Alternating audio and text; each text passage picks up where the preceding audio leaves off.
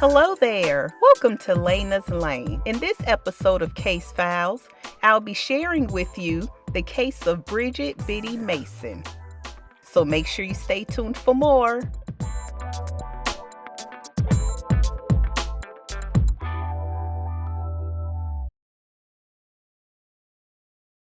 Bridget Biddy Mason was born enslaved on August 15, 1818 in Hancock County, Georgia. She was bought and sold all over the American South. She lived in Georgia, Mississippi, and South Carolina, where she toiled out in the fields. 18-year-old Mason was removed from her family and given as a wedding present to landholder and recent convert to Mormonism, Robert Smith, and his wife Rebecca. Her new enslaver moved his family to Logtown, Mississippi. On his plantation, Mason gave birth to 3 daughters, Ellen, Anne, and Harriet. No paternity was publicly established, but her enslaver is thought to have fathered her children. Over the decades, while tending to his livestock and sickly wife, she had acquired knowledge of medicines and skills in midwifery, nursing, child care, and livestock care from other enslaved women. She benefited both her enslaved family and her enslavers' families with her gifts. In 1847, Smith followed religious leader and politician Brigham Young to Salt Lake City, Utah. It was a long trek of 1,700 miles.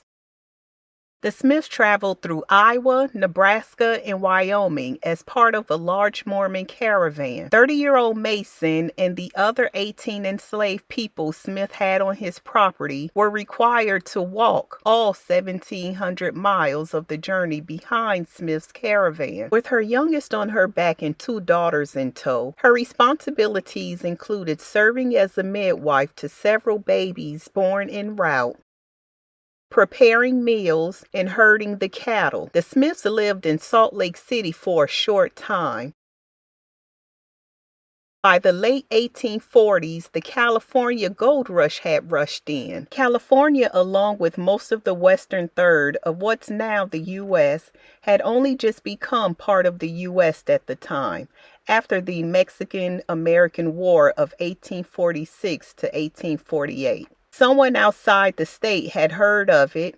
That was almost certainly only because of the gold rush, which at the time was just subsiding, which in the space of 8 months, the population of San Francisco had gone from about 500 people to 25,000. Therefore, Young started a Mormon community in California. On September 9, 1850, California was admitted to the Union of the United States of America. It was a free state, not a state where chattel slavery was legal. In 1851, Smith decided to move to the California Mormon community of San Bernardino and took his enslaved with him. Ignoring Young's warning that slavery was illegal in California, Smith brought Mason and the other enslaved nearly 1,000 miles through the mountains and over high plains to the new community. California had just been admitted to the Union as a free state and slavery was forbidden, but there was a stipulation that slaves were allowed if they came into California in transit. Smith claimed he was in transit for the next 4 years.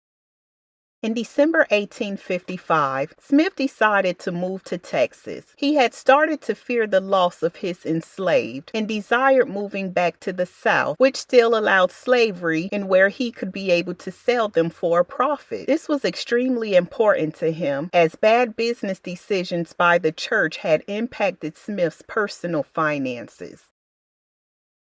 When Smith attempted to leave with Mason and her family to Texas, Mason's free black friends Robert and Minnie Owens sprang into action. Robert Owens, a successful black businessman in Los Angeles, had a vested interest in Mason, seeing as one of his sons was romantically involved with Mason's 17-year-old daughter, Ellen.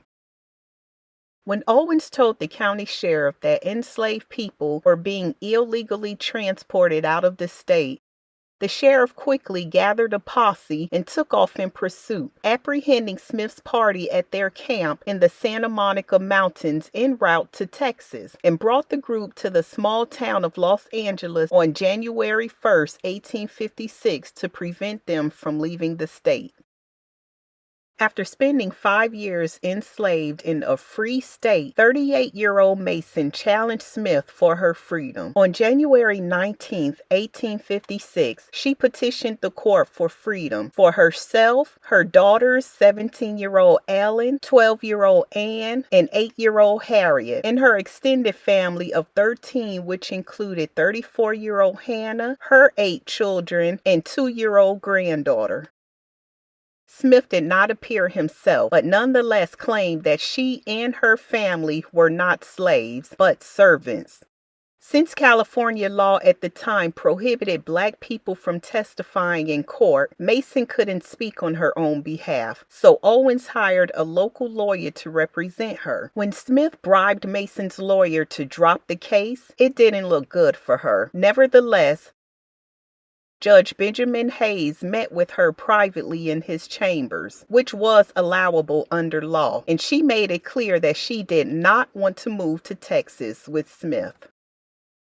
Los Angeles District Judge Benjamin Hayes took 3 days before handing down his ruling in favor of Mason and her family members, citing California's 1850 Constitution, which prohibited slavery. Judge Hayes ruled that to remove them from California puts them in duress and not in possession and exercise of their free will, saying they deserved their full liberty. He further ruled that all court costs were to be paid by their former slave master, Robert Smith. At last, on January 21st, 1856, Biddy Mason and her family members became free people. However, not all judges in California were as enlightened as Judge Hayes, for other cases followed, all of which were turned down. Then, on March 6, 1857, the U.S. Supreme Court made its infamous Dred Scott ruling that to this day is universally denounced by scholars as perhaps the court's worst decision ever. The highest court of the land ruled that persons of African descent cannot be, nor were ever intended to be, citizens under the U.S. Constitution. Therefore, they were not entitled to file a lawsuit for their freedom. It also said that the Due Process Clause of the Fifth Amendment prohibits the federal government from freeing slaves brought into federal territories. After gaining her freedom, Mason moved to Los Angeles, accepting an invitation to live with the Owens family, and her life began to take a turn for the better. Her daughter Ellen married Robert's son Charles, and Mason began to work for Dr. John Griffin, a Los Angeles physician who was also the brother-in-law to Judge Hayes. She quickly became much sought after as a nurse and midwife, assisting in hundreds of births to mothers of all races and social classes. She also gained a reputation for her herbal remedies. Earning $2.50 a day working for Dr. Griffin, Mason saved up the then pricey sum of $250 over 10 years.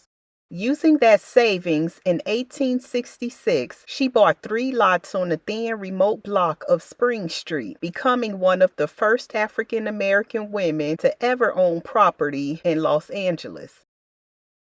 There, on one parcel of property, she built a clapboard house, which she occupied for the rest of her life. On the other plot, she built small houses to rent for additional income.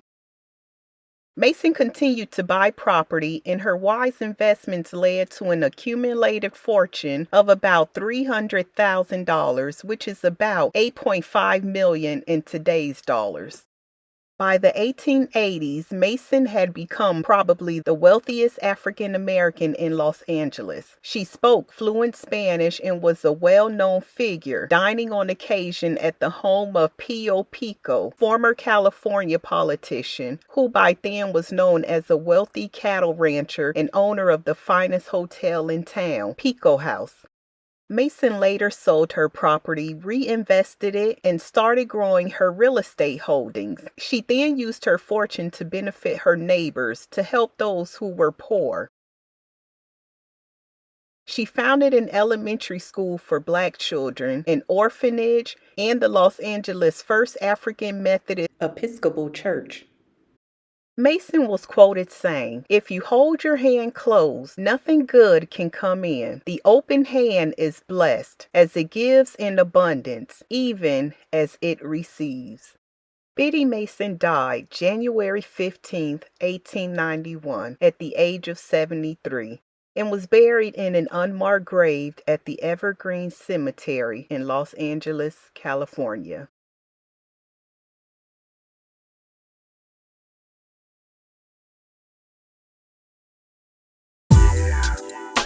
That was the case of Bridget Biddy Mason. Down in the comment section, let us know whether or not you heard of this case. What were your thoughts? Let's talk about it. And thanks for watching. Bye for now.